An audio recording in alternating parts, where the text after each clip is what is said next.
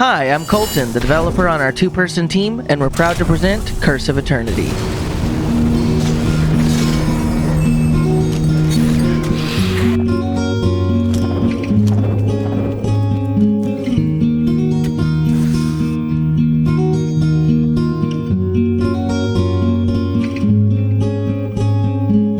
In Curse of Eternity, the player starts as one of three hero characters, the gladiator, the assassin, or the mage, and then gets to customize their build to play the way they want.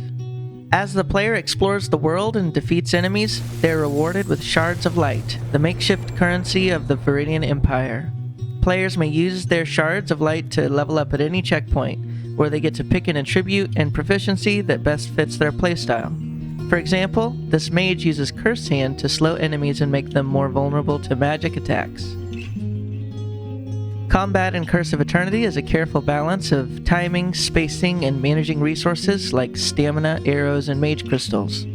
There's a variety of weapon types, each one having dedicated animations for standard attack, good for damage, bash attack, good for stunning, lunge attack, good for spacing, and dash attack, good for engaging. Players can block incoming attacks with their weapon or shield, but must have sufficient stamina or the block will be broken and they'll be left defenseless.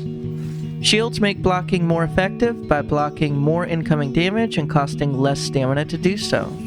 Players may also dodge incoming attacks, which is great for avoiding slow, powerful attacks. The magic system in Curse of Eternity is deep and affords players the opportunity to play as a dedicated spellcaster.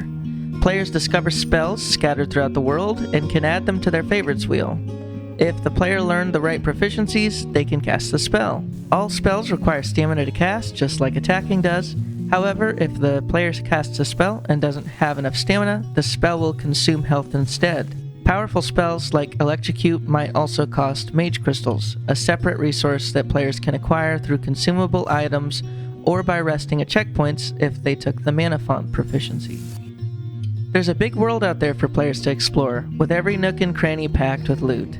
There are also challenges like archery contests, where the player must shoot spellbugs out of the air, and puzzles like this one, where the player has to rotate 3 dials to create a specific image and reveal a chest.